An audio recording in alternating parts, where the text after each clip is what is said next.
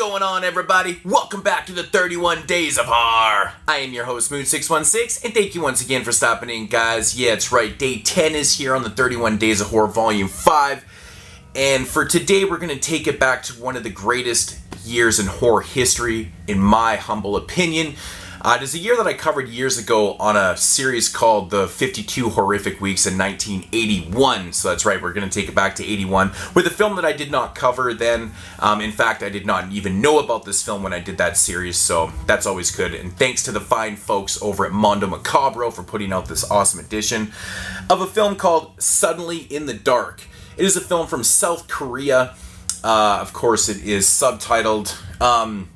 Yeah, this is pretty interesting because this is a movie that was made at the time when they were really trying to exonerate the censor laws at the time. So this is kind of a product of its time. Previous to the early 80s, they had really bad censor laws and a lot of like these kind of crazy horror films were not being made and stuff. So this one was kind of the one, one of the films that was helping break that censorship bullshit. So, but getting into the synopsis of this one, basically this one is about a married couple, a man and a wife, and they've got a little bit of a daughter. They have a daughter. The husband is a college professor. He's been traveling around a lot, studying butterflies and things like that. And one day he comes home from one of his missions to discover these very rare butterflies and stuff. He actually comes home with a housemaid, and it's kind of interesting because this housemaid or this girl was actually left abandoned after her mother burned up in a fire and stuff like that. And so he decided to kind of take her in to help around the house with his wife and his daughter because he's gone pretty much all the time.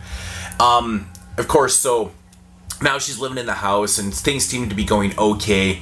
But just a little bit previous to, the husband coming home with this housemaid, the wife was kind of struggling a little bit with mental issues. She was kind of seeing these dolls and having these weird visions and stuff. And of course, when the housemaid arrives, the only thing that she took from the burning house was a shaman doll. Her mother was a shaman, and her mother said, never let this thing out of your sight, kind of thing. So she did. When she survived, she took that from the fire. Of course, the wife really starts to struggle with this a lot. She sees the doll, it kind of sets off her mentality a little bit, and she starts to get all crazy and stuff. She starts to think that, the housemaid is having an affair with her husband, and she starts to think that the housemaid is trying to kill her, and then she's just going insane and stuff like that. Then something happens between the housewife and the wife, or the housemaid and the wife, and then it just kind of goes batshit crazy from there. So my thoughts on this movie, it's a very interesting film because it's completely not what I was expecting. Narrative-wise, it kind of gives it to you on the back and stuff, but I wasn't expecting the narrative to extend itself as much as it did, dealing with, the psychological side of things and the relationship part of things and stuff like that. This movie runs about 100 minutes, and I would say probably 75 of those minutes is a lot of the build-up towards the last 25 minutes is where you get kind of all the crazy horror stuff happening and stuff. But yeah, for the first 75 minutes, you get a really great breakdown of these characters. Essentially, you really get in depth with the wife, and you get a little bit of a background on the housemaid and things like that, and the relationship and how things develop, and just digs real deep into the psychosis of the housewife. But it's crazy, man, because I would say the first 75 minutes plays hard like a drama, essentially, and then the last 25 minutes it goes crazy, Asian type cinema where you get a lot of really craziness things that are happening. You get some superimposed type scenes and things, which I thought was really cool. But the end is awesome, man. It's really dark and atmospheric and just kind of goes batshit crazy, like you would expect.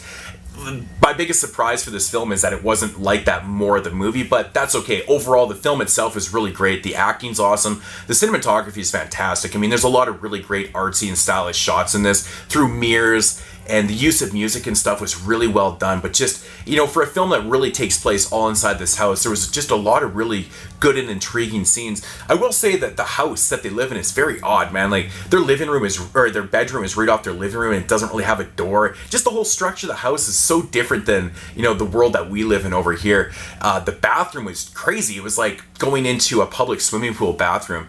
And there's this really odd scene in this film where the housemaid, when she first gets there, she's all dirty and stuff because apparently she just got pulled from the fire. I don't know, they don't really explain that. But anyways, the wife decides to give her a bath, and she's like bathing her. She's 19 years old, and she's like bathing her, but then when she gives her a shower, she takes her out of the bath and she sprays her off on the floor.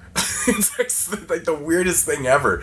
Just very strange shit that's happening in this movie. But overall, man, it's actually a really, really well-made movie. If you're expecting 100 minutes of hardcore Asian horror, that's really not what you're going to get in this one. You're going to get a long build-up of dramatic stuff. A lot of the things that are happening are actually really interesting. I mean, there's all these visions and these things, and it really does make you question what is going on too. Like, the whole time you're thinking, is the wife going crazy, or is she actually being legit? Like, does she have a point? Is the housemaid trying to kill her or not? Is she cheating with the husband or not? Like, it actually is it makes you a little bit indecisive of what's really going on.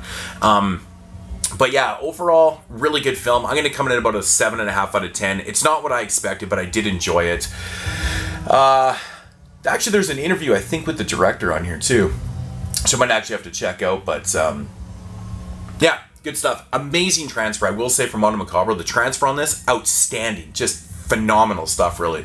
Did a really good job. But if you're into your Asian cinema, definitely give this one a shot. Like I said, it's from South Korea, and it's subtitled, so you're going to have to read the film. And it is pretty talky, I will say. So if you're not into subtitles, this is one you might want to skip because there is a lot of reading to do in this one. But yeah, Suddenly in the Dark, cool film. Yeah, so that's going to do it here for day 10, guys. I will check you tomorrow in day 11. And I think I know what I'm going to do. I think it's sitting right there. I think I might do that one. So I'll check you guys later. And as usual, deuces!